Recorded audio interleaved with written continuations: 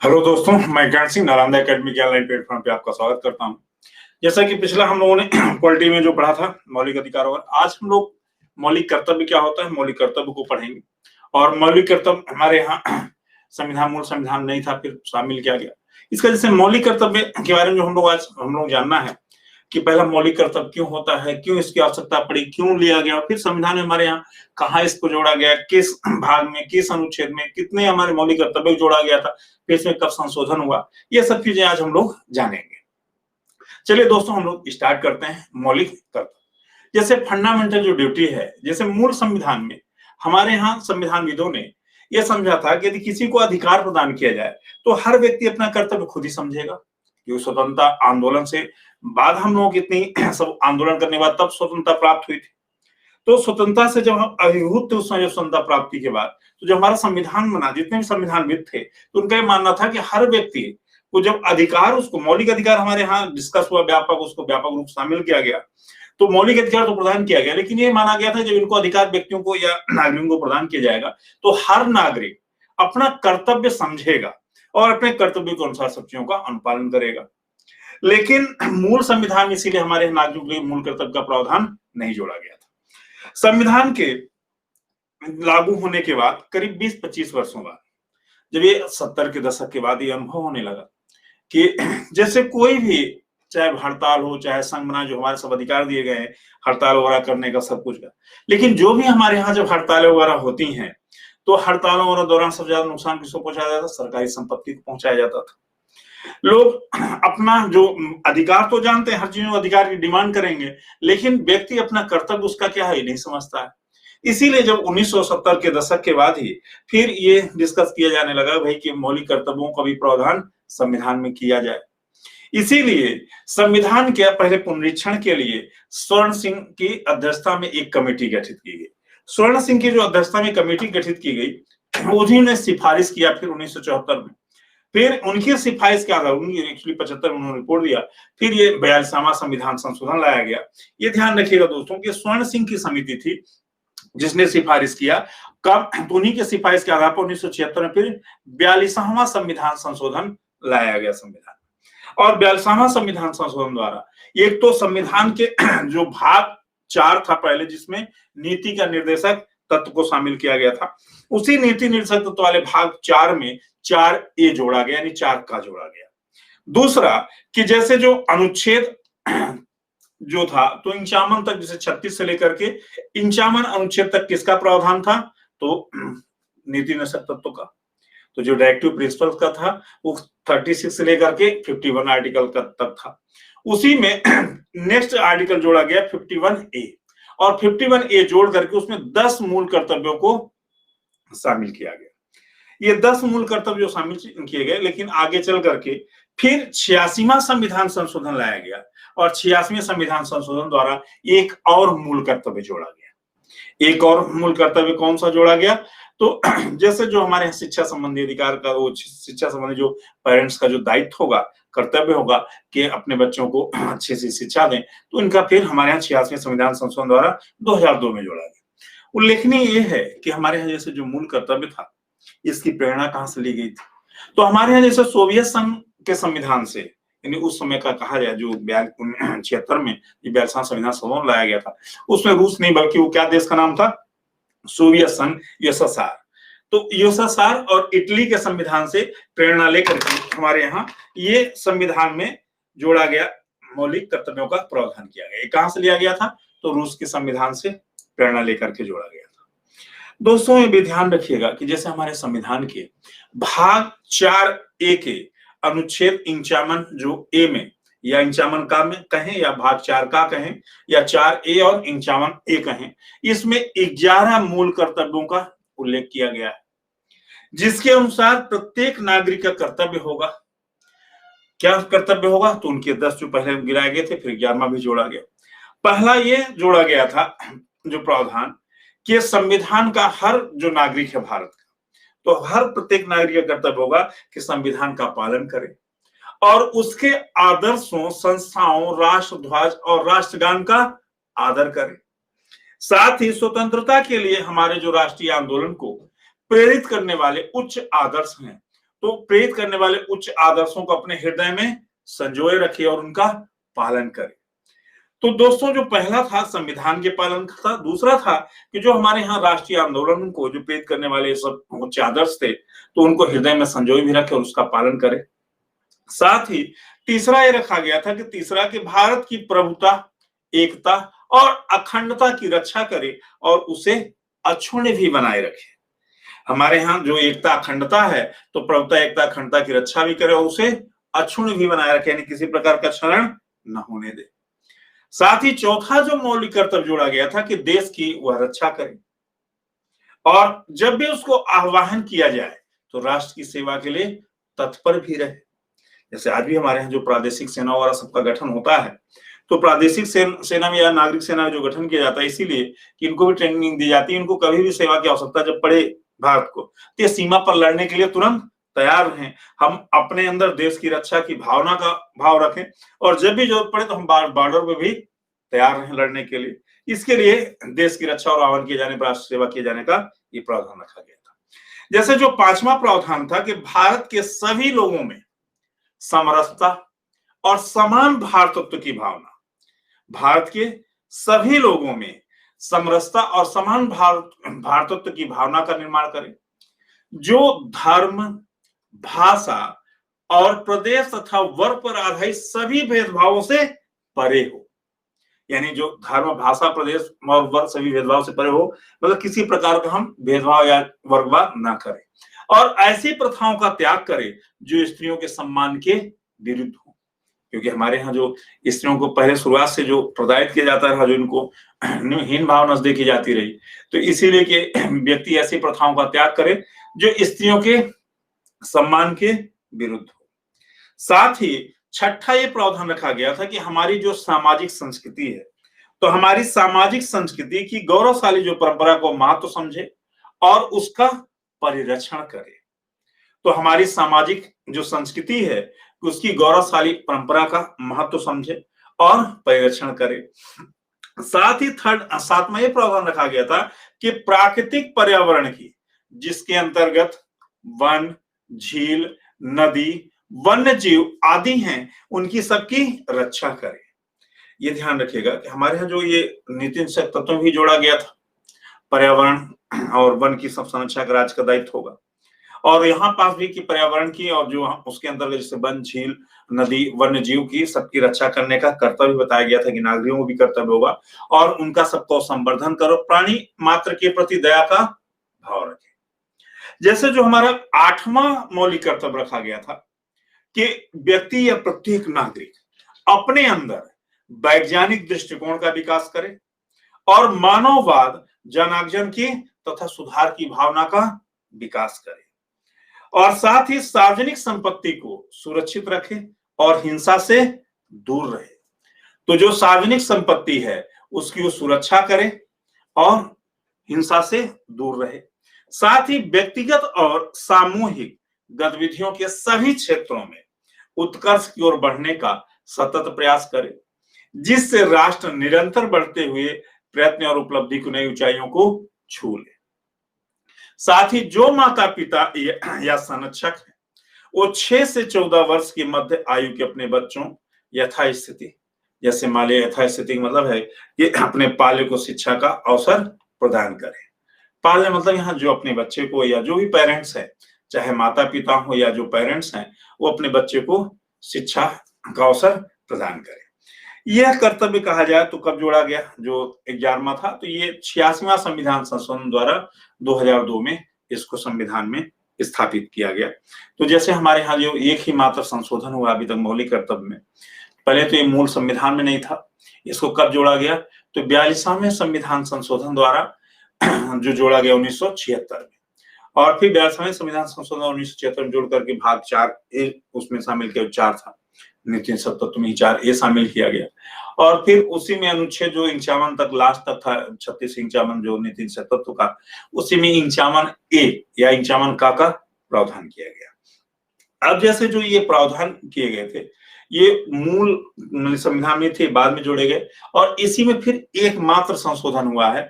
कौन सा, तो 86वां जो संविधान संशोधन करके 2002 में, इसमें जो शिक्षा संबंधी जो कर्तव्य था वो भी जोड़ा गया कि प्रत्येक माँ बाप का जो कर्तव्य होगा कि अपने बच्चे को, यानी 6 से 14 वर्ष के आयु के जो भी बच्चे हैं, तो उनको यथास्थिति अपने पालक उनके जो यथास्थिति मतलब कि जो भी हमारे पेरेंट्स हैं या संरक्षक है या माता पिता हैं, तो उनको पूरा शिक्षा का अवसर सब प्रदान कराए। तो ये तो हमारा जो मौलिक कर्तव्य संबंधी जो मेन सब प्रावधान थे, जो आज मान लिया आपसे क्वेश्चन पेपर में पूछा जाता है कि मौलिक कर्तव्यों को कब जोड़ा गया, तो ये हमारे 1976 में जोड़ा गया।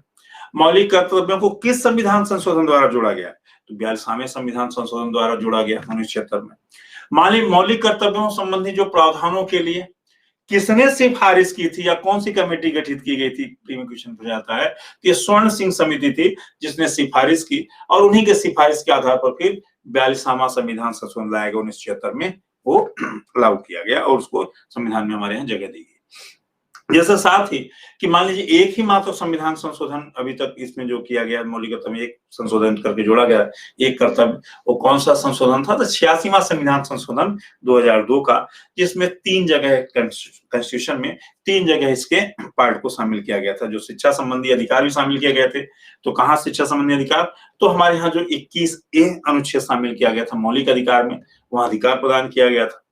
वहीं पास जैसे जो अनुच्छेद जो 45 था, तो राज्य के नीति तत्व में, तो पहले 0 से 6 वर्ष तक के बच्चों के लिए राज्य का दायित्व होगा उनके सब पालन पोषण और शिक्षा की व्यवस्था का, और उसी को जो और आगे उसको विस्तार कर दिया गया, जो 45 जो अनुच्छेद था कि जो 0 से 6 था उसको 0 से 14 ईयर तक के बच्चों तक के लिए कर दिया गया कि राज्य का कर्तव्य होगा उनका पालन पोषण शिक्षा संबंधी व्यवस्था देने का कर्तव्य होगा राज्य का।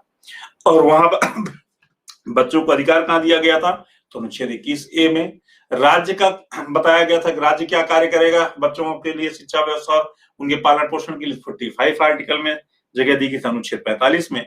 वहीं माता पिता और पेरेंट्स का या संरक्षक का क्या कर्तव्य होगा, तो इसको जगह दी गई भाग 4A में, इन 51A शामिल करके मौलिक कर्तव्यों में। तो यहाँ किसका कर्तव्य बताया गया था मौलिक कर्तव्य में, तो माता पिता और संरक्षक का या जो भी पेरेंट्स हैं उनका कर्तव्य बताया गया है, उनके लिए बच्चों के लिए शिक्षा की व्यवस्था सब अवसर उनको उपलब्ध करवाएगा। अब ये ध्यान रखिएगा, थोड़ा सा हमारे यहाँ मौलिक कर्तव्यों का ये पूछा था इंपॉर्टेंस क्या है, मौलिक कर्तव्यों क्यों शामिल किया गया। पहले जैसे इसको मूल संविधान में हम लोगों ने डिस्कस किया, तो इसको मूल संविधान में क्यों जगह नहीं दी गई थी।